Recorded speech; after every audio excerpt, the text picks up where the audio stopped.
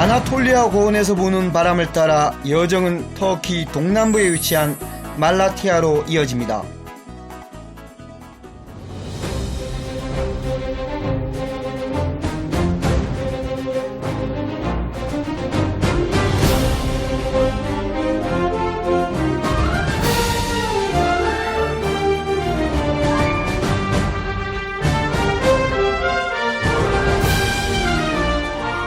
고원에서 만나는 아찔한 비경. 6,500만 년 전 바다가 융기하면서 풍화와 침식을 견뎌낸 레벤트 협곡입니다.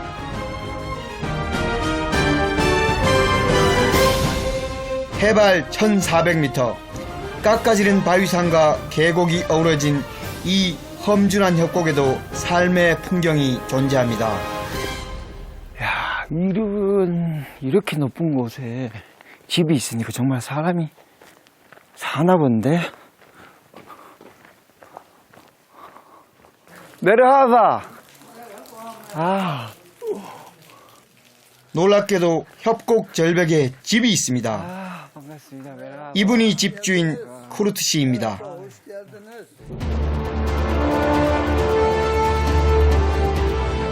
레벤트 협곡에는 선사시대부터 사람이 살았다고 합니다.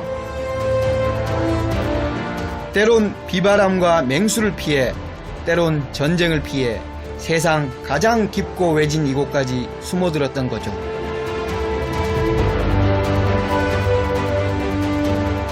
조상 대대로 살았다는 쿠르드 씨의 동굴집. 그 안이 궁금해지는데요. 바위에 굴곡진 모양이 그대로 살아있는 실내는 생각보다 아늑하고 따뜻합니다. Burası serverimiz, televizyonumuz işte böyle.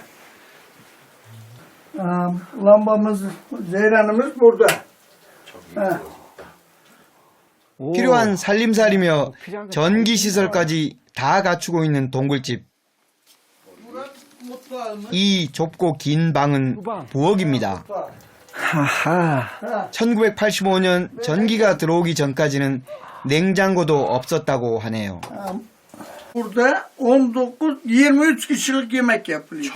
Çocuk yani yemeği yapılıyordu. Burada da yiydik o odada. 23명이나 되는 대가족이 그래도 이 좁고 외떨어진 동굴집에서 살 수 있었던 건 협곡 안쪽에 비밀의 장소가 있기 때문이라네요. 바로 동굴 약수터입니다.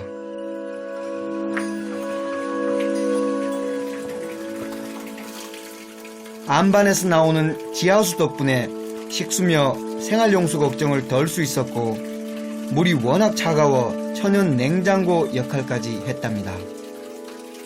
Sen de gel sen de. 이야, 이건 뭐 귀한 물인데. 레벤트 협곡의 천연 안반수. 이 귀한 걸 안 마셔볼 수는 없겠죠. 야, 물맛이 진짜 깔끔하네, 깔끔해. 귀한 물이다. Bu suyuna 3 ev vardı önce. Bütün bu suyuna ihtiyacımızı görüyorduk. Şimdi bunlar göçtü gittiler. Ben tek kaldım. 척박한 듯 보이지만 생명수를 품고 있는 레벤트 협곡. 동굴집 옆에는 또 다른 비밀의 장소가 숨어 있다고 하는데요. 문제는 그곳에 가려면 좁은 절벽길을 건너야 한다는 겁니다.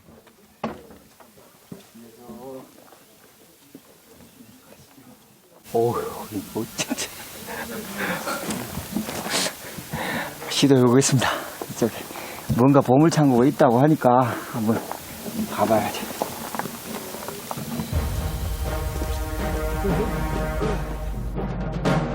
보기만 해도 간담이 서늘해지는 이 절벽 난간은 협곡 저편의 다른 동굴과 연결되어 있다고 합니다. 이 길을 올라갈 땐 꼭 친한 친구하고 믿을 수 있는 친구하고 가야 돼요. 진짜. 간신히 절벽을 돌아 나왔더니 설상가상. 이번엔 잔도가 기다리고 있습니다. 믿을만하지가 않아. 절벽과 절벽 사이에 다리를 놓아 천길 낭떠러지 위에 다른 세상과 통하는 길을 만들어 놓은 겁니다.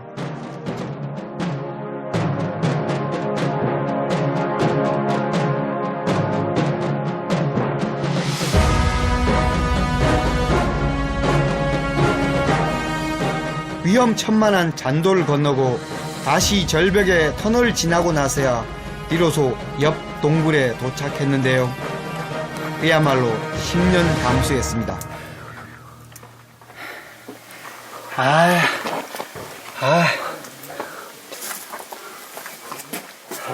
잔도가 있다는 건 이곳에 누군가 살았고 왕래가 있었다는 증거인데요. 아저씨가 아니나 다를까 곳곳에 그 흔적들이 보입니다. 이거구나. 사람 살았던 흔적. 독이. Hayvancılığın burada yapıldığını gösterir yani. İnsanoğlu burada geçimini sağlarken hayvancılık da yapmış bu mağarada yaşamla beraber oluşmuş. Ama nasıl oradan hayvanları geçirir orada tabii şimdi çok zor. 바위로 가로막히고 고립된 이곳에서 어떻게 가축까지 키우며 사는 것이 가능했을까요? 별벽에 길을 만들고 대를 이어온 레벤트 사람들. 그들의 삶은 이 협곡만큼이나 강인한 것이었는지도 모릅니다.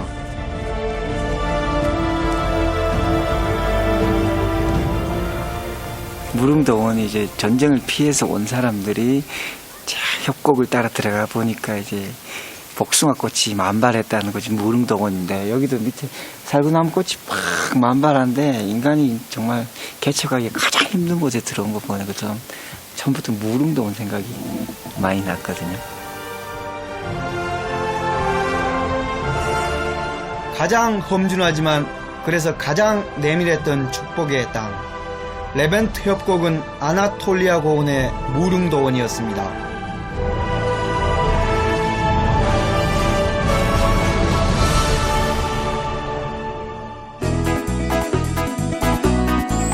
레벤트 협곡이 있는 말라키아를 떠나 여정은 마지막을 향해 갑니다. 터키 남동부의 도시 샨르 우르파입니다.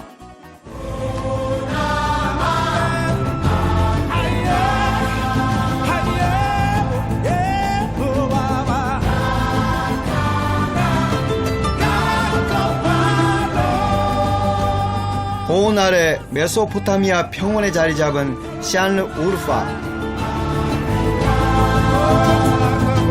동과 서를 잇는 교통 요충지로 예부터 교역이 활발했던 곳인데요. 우르파성이 그 오랜 역사를 말해줍니다. 높은 곳에는 무려 1만 2천 년 전의 인류의 성터가 아직 남아져 있고요. 켜켜이 쌓여서 지금 아랍시대, 오스만 시대까지 왔습니다.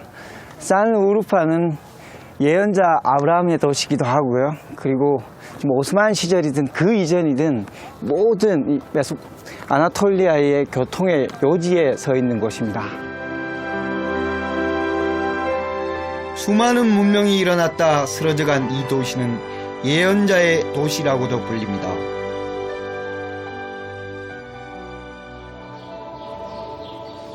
아브라함과 욥, 엘리야 등 예언자들이 살았기 때문인데요. 특히 유대교, 그리스도교, 이슬람교의 공동조상인 아브라함의 발자취가 곳곳에 남아있는 곳이기도 합니다.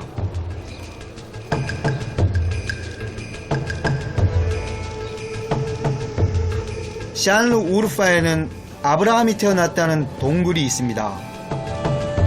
당시 왕이 새로 태어난 아기들을 모두 죽이라고 명하자 이를 피해 아브라함의 어머니는 이 동굴에 숨어 그를 낳고 키웠다고 합니다.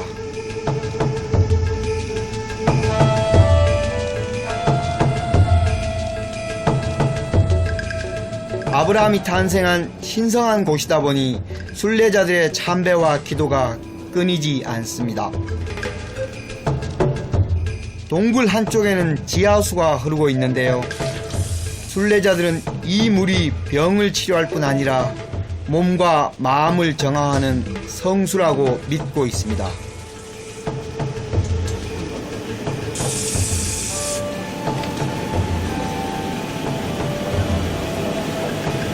Tabii elbette. Bu su şifalıdır. Bir de şimdi bu inanç şeysidir. Bu inanarak bunu içmen gerek. 2000년의 믿음과 기도가 깃든 동굴을 나오면 그리 멀지 않은 곳에 또 하나의 성지가 순례객들을 맞이합니다.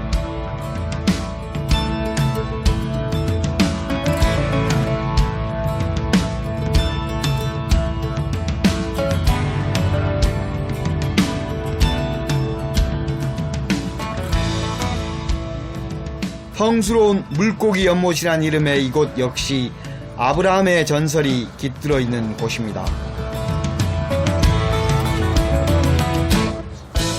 이 연못 속에는 팔뚝만한 크기의 물고기들이 논일고 있는데요. 신성한 물에 사는 물고기인 만큼 잡아먹으면 큰 화를 입는다고 합니다. 이곳이 선지자 아브라함과 관련된 전설이 깃든 곳인데요. 아브라함이 우상 숭배를 반대하다가 이제 화형에살 위기에 처했습니다. 그래서 여기다가 원래 이 연못이 있던 곳에 장작을 가득 쌓아놓고 불을 지르고 여기 아브라함을 이쪽에 던지려고 이제 저기 왕이 던지려고 했는데 실제로 아브라함을 던졌을 때 이곳의 장작들이 이 물고기, 여기 보이는 이 물고기로 변하고 불이 물로 바뀌었다고 합니다. 이제 신이 아브라함을 위해서 기적을 행했던 장소라고 합니다. 불은 물로 변하고 장작은 물고기로 변했다는 기적의 연못. 샨르 우르파를 지키는 믿음의 성지입니다.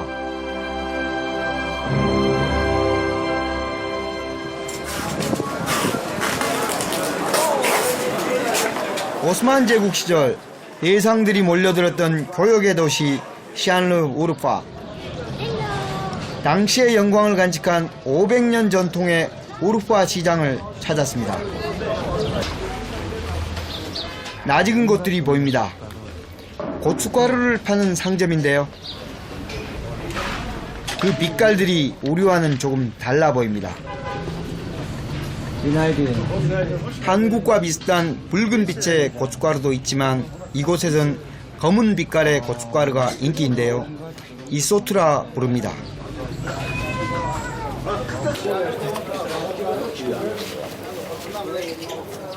고추에 올리브유와 소금을 넣어 만든 것인데요. 햇볕에 오래 말릴수록 더 진한 색을 내는 것이 특징이라고 합니다. 이게 제일 맵다는 겁니다. 과연 그 맛은 어떨까요? 이건 acı. 이건 좀 아지. Acı. çok acı. Çok acı. 예. Çok acı. 이거는 진짜 좀 맵습니다. Acı, 이거는 acı. 혀가 약간 얼얼하게. Alıyorum da. Zamanında o bizim tarlaya girmişler. Fransızlar. Demiş gitsin boş ver. Ama biber tarlasına gittiği zaman savaşa kalkıyorlar. Biber tarlası burada çok biber mühimdir. 고추 주산지인 샨르 우르파 지역은 매운맛의 고장으로 명성이 자자합니다.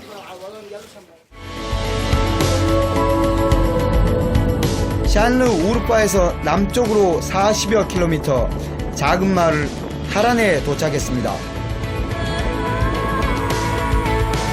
하란은 기원전 2000년경부터 사람이 살기 시작한 유서 깊은 고대 도시입니다. Merhaba. Merhaba, hoş geldiniz. Köyümüze 반갑습니다. sefalar getirdiniz.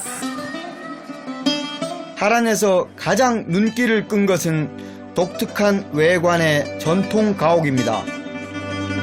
진흙 벽돌을 쌓아 만든 흙집인데요. 지붕을 원추형 모양으로 만든 것이 이색적입니다. Ve harçları var. Gül yağı, yumurta akı, pişirilmiş toprak, bir de samandan oluşmuş. 무엇보다 원추형 모양의 지붕 덕분에 천장의 공간이 넓은 편인데요. 여름에는 태양열을 분산시키고 겨울에는 온기를 저장하는 역할을 한다고 합니다.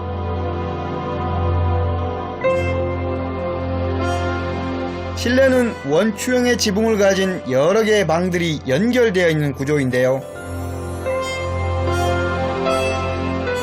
이 흙집에서 대대로 300년이란 시간을 살아왔다고 합니다.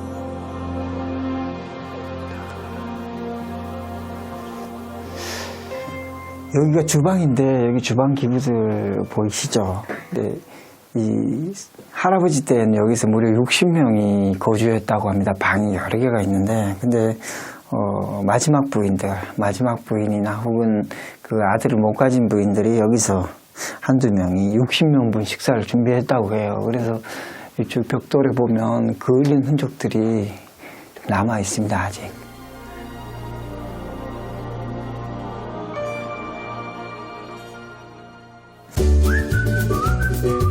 여인들의 손길이 분주해집니다. 고추를 다듬고 있는데요. 이곳 하란을 비롯한 샤르 우르파 지역은 유난히 고추가 맵기로 유명하답니다.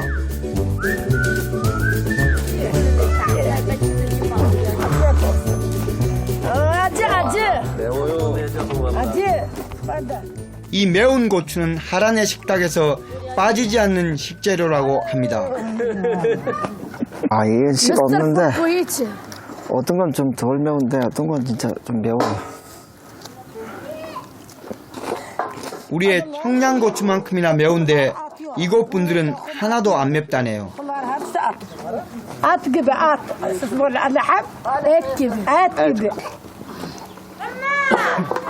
고기처럼 먹는 이 매운 고추를 가지고 이제부터 이소트를 만든답니다. 먼저 씨를 털어내고 손질한 고추를 돌절구에 넣고 빻아줍니다. 여기에 빼놓지 않고 넣어야 하는 것이 올리브유와 소금입니다. 골고루 양념을 한 뒤에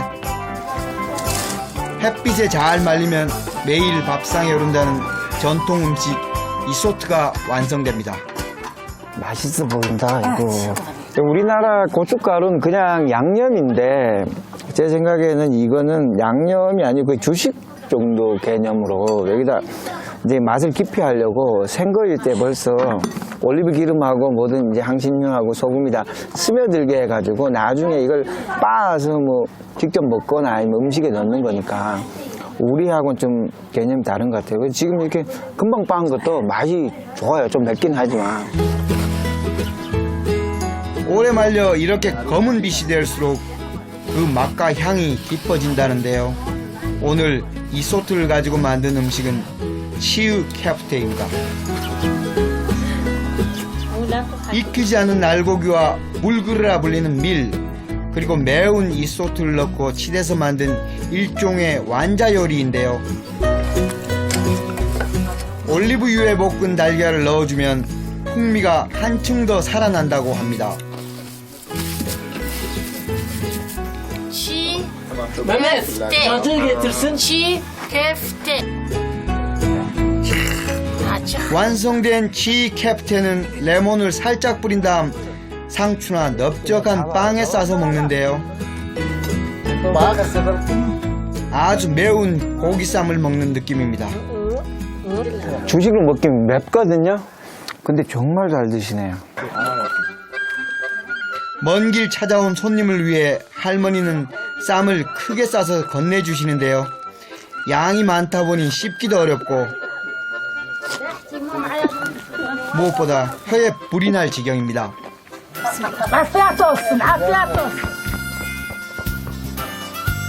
할머니의 이소트가 워낙 맵다 보니 치유 캡테 또한 입안이 얼얼할 정도인데요. 옆에서 챙겨주신 할머니께 고마운 마음을 담아 쌈을 선물해드렸습니다. 그런데 할머니도 이번엔 꽤 매우신 모양이네요.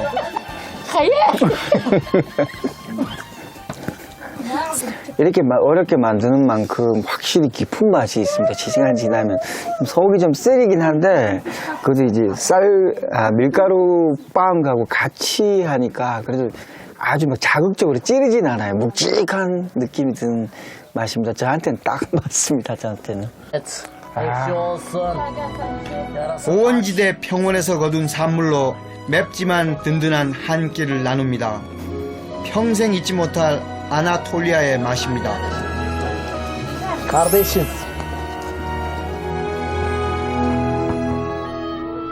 이렇게 우연히 만나 추억을 나누고 잠시나마 안식처가 되어준 곳, 그 하나만으로도 고원은 축복의 땅이었습니다.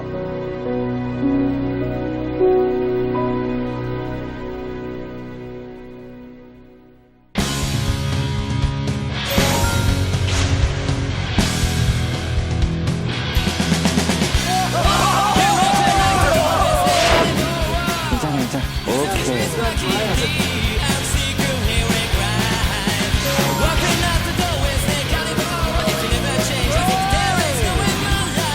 내 쪽에서 한번 흔들어주면 소화가 다 되는.